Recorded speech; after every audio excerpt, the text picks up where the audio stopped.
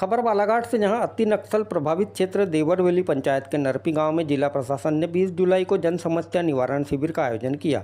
बालाघाट के दूरस्थ और अति नक्सल प्रभावित गांव नरपी में पहली बार प्रशासन द्वारा लगाए गए इस शिविर में बालाघाट मंडल जोन आईजी संजय कुमार, जिला पंचायत सीईओ अभिषेक सराफ के साथ ही जिला स्तर के अन्य प्रशासनिक अधिकारी पहुंचे, जहां उन्होंने शिविर में दर्जन भर से अधिक गाँव से आए ग्रामीणों की समस्या सुनी और निराकरण भी किया। बता दें कि शिविर में सभी विभागों की जन कल्याणकारी योजना को लेकर स्टॉल लगाए गए और हितलाभ योजना का वितरण भी किया गया। तो वहीं स्वास्थ्य विभाग के अमले ने मरीजों के स्वास्थ्य की जांच कर दवाइयों का वितरण भी किया। आयोजित शिविर के माध्यम से आईजी संजय कुमार ने नक्सलियों को सरेंडर करने का संदेश देने के साथ ही ग्रामीणों से नक्सलियों को सहयोग नहीं करने की अपील भी की।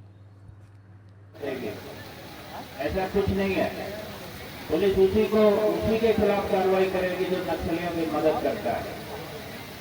और ये जो नक्सलियों की विचारधारा है ये सब जानते हैं, उनकी विचारधारा का कोई मतलब नहीं है, खोखली विचारधारा है। भाई आप लोगों की कोई समस्या होगी तो पूरा जिला प्रशासन बैठा है उसको सोल्व करने के लिए।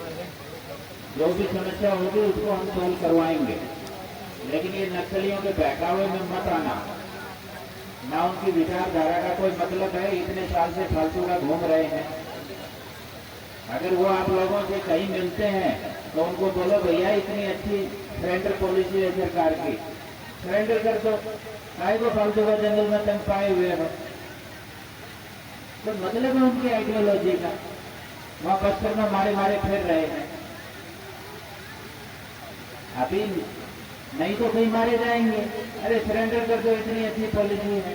तो कोई नक्सली मिले तो उसको समझाना कि नहीं, इसके इतने दूर गांव में आके शिविर लगाना, उसका ये उद्देश्य है कि जो भी शासन की जन कल्याणकारी योजनाएं हैं उससे ये गांव के लोग वंचित ना रहें, क्योंकि ये गांव नक्सल प्रभावित गांव हैं, दूर के गांव हैं।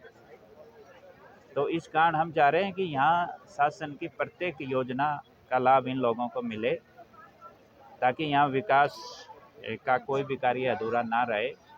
और ये जो नक्सली हैं जो अपनी अनावश्यक भ्रम फैलाते हैं कि सरकार आप लोगों के लिए कुछ नहीं कर रही, जबकि आप सभी लोग देख रहे हो इतनी दूर पूरा जिला प्रशासन आकर इनकी समस्याओं के निवारण में लगा है, सब सीनियर ऑफिसर भी यहाँ पे हैं।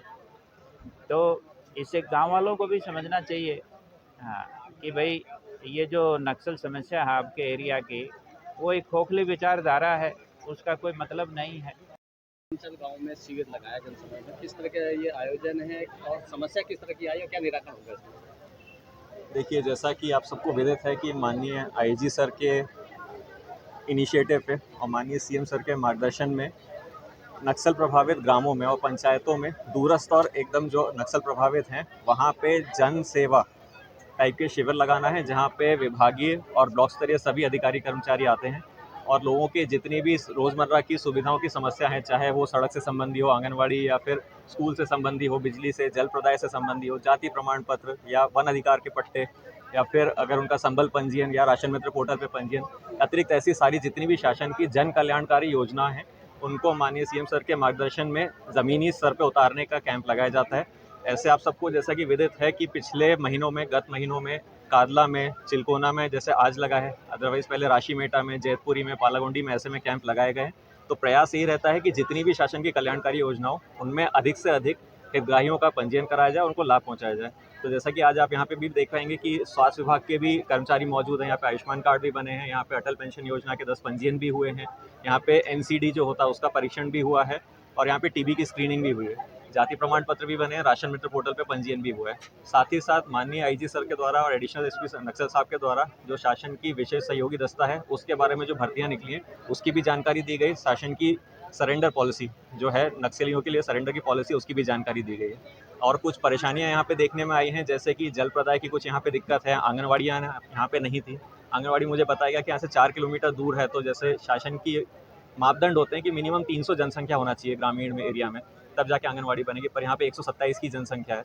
तो इसका जो डिमांड आया है, वैसे ही स्कूल प्राथमिक शाला यहाँ पे नहीं है, उसका जो डिमांड आया ये शासन को हम लोग प्रेषित करेंगे और जैसा कि मार्गदर्शन और जैसा कि अप्रूवल आएगा उसके हिसाब से आंगनवाड़ी स्कूल का भी निर्माण करेंगे।